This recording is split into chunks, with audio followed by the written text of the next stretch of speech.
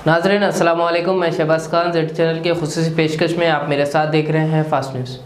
चंद लम्हों में दुनिया भर के हालात के साथ शहर के अहम खबरों पर नज़र डालते हैं।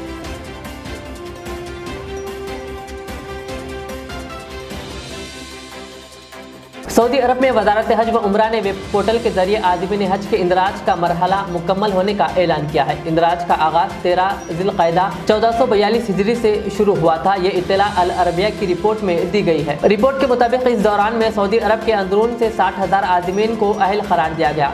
इनमें सऊदी शहरियों और गैर मुल्की मुक़ीमीन शामिल है। रवां साल गैर मुल्की मुक़ीमीन का ताल्लुक 150 ममालिक से है। इन अफराद को मतलूबा तिब्बी शराइत पूरा करने पर हज परमानेंट जारी किए गए हैं।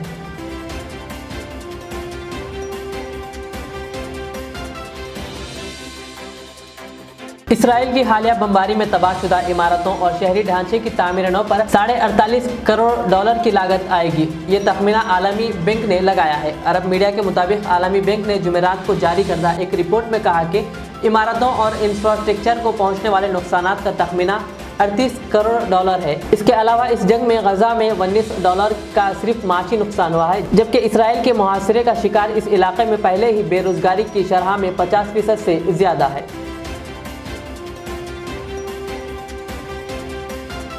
उत्तर प्रदेश के अयोध्या में बाबरी मस्जिद की जगह राम मंदिर की तामीर का काम जोरों शोरों से जारी है। इस दरमियान एक शख्स ने अयोध्या पहुंचकर एक सिक्योरिटी एहलकार से कदीम बाबरी मस्जिद का पता पूछ लिया, जिस पर इसके लिए मुसीबत खड़ी हो गई। मीडिया रिपोर्ट्स के मुताबिक बिलाल नामी एक शख्स ने राम जन्मभूमि दर्शन मार्ग पर तैनात सिक्योरिटी एहलकार से बाबरी मस्जिद के बारे में पूछा कि वो कहाँ पर थी और क्या वो इस जगह को देख सकता है। इस सवाल ने सिक्योरिटी एहलकार के जहन में शुबा पैदा कर दिया कि कहीं ये शख्स कोई गलत इरादे से तो अयोध्या नहीं पहुंचा है। ये सोचते ही सिक्योरिटी एहलकार ने मुकामी पुलिस को खबर दी और फिर खुफिया एजेंसी के साथ साथ पुलिस एहलकारों ने मुश्तबा शख्स से पूछताछ शुरू कर दी।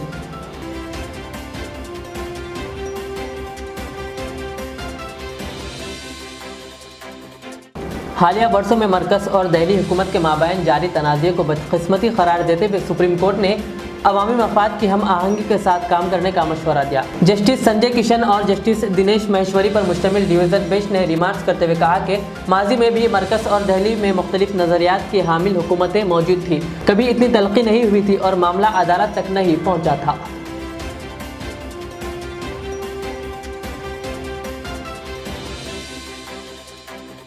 तेलुगु देशम तेलंगाना के सदर एल रामन्ना ने पार्टी की पोस्ट और पार्टी से भी इस्तीफा दे दिया है। टीडीपी के सदर एन चंद्रबाबू नायडू को लिखे गए एक खत में एल रामन्ना ने टीआरएस पार्टी में शामिल होने और रियासत तेलंगाना की तरक्की के लिए जिद्दोजहद करने और अपने मंसूबों का इजहार किया। उन्होंने कहा कि गुज़िश्ता 30 साल से उनकी सियासी तौर पर उभरने में चंद्रबाबू नायडू का अहम रोल रहा है, जिस पर उन्होंने उनका शुक्रिया अदा किया।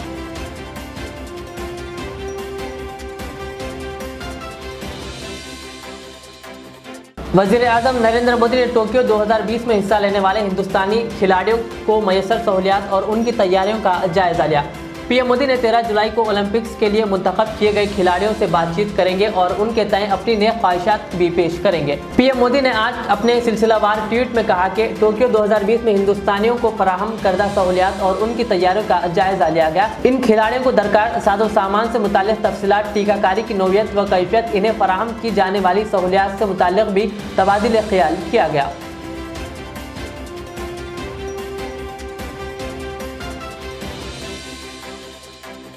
वज़ीर दिफा राजनाथ सिंह ने कहा कि हिंदुस्तान इसराइल के साथ दिफाई ताउन और स्ट्रैटेजिक शराकतदारी को मज़ीद मुस्तहकम करने की समेत में काम करेगा। मिस्टर सिंह ने ये बात जुमा को इसराइल के नौमुंतखब नायब वज़ीर आज़म और वज़ीर दिफा लेफ्टिनेंट जनरल से फ़ोन पर गुफ्तगू करने के बाद कही। मिस्टर सिंह ने अपने इसराइली हम मनसब को नायब वज़ीर आज़म और वज़ीर दिफा का ओहदा संभालने पर मुबारकबाद पेश की और अपने नेक ख्वाहिशात का इजहार किया।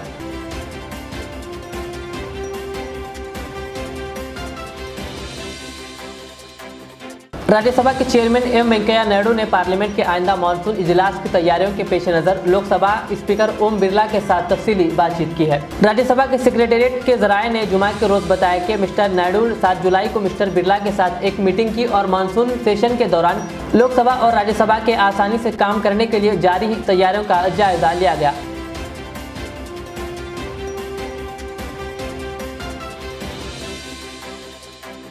आलमी यौम आबादी के मौके पर यूपी के वज़ीर आला योगी आदित्यनाथ आबादी पर काबू पाने के बारे में अपनी नई पॉलिसी की नकाब कुशाई करेंगे। यूपी के वज़ीर आला योगी आदित्यनाथ आबादी पर काबू पाने के लिए कम्युनिटी मरकूज तर्ज अमल अपनाने का मुतालबा किया है ताकि लोगों को बेहतर सहूलियात मैसर आ सके और रियासत को सही तौर पर तरक्की दी जा सके।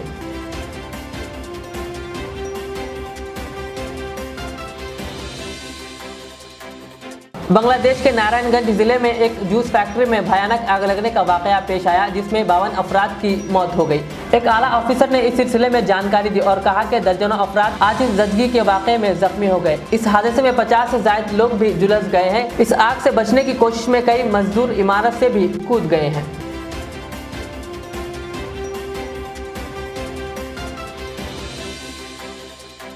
फास्ट न्यूज़ की अहम खबरों के बाद मुझे इजाज़त दें। हमारे जेड चैनल को यूट्यूब पर सब्सक्राइब, फेसबुक पर लाइक शेयर ज़रूर करें। अल्लाह हाफिज़। रियाज इस्लामिक स्कूल तालीमी मैदान में एक नया इनकलाब। इस्लामिक और मॉडर्न एजुकेशन की अजीम दरसगाह। 23 साल तजुर्बे के बाद तलबा और तालिबात के लिए रियाज इस्लामिक स्कूल पेश करता है हिफ्ज़ कुरान, नाज़िरा कुरान क़ायदे के अलावा नर्सरी ता 10वीं जमात तक की तालीम का बेहतरीन नज़्म।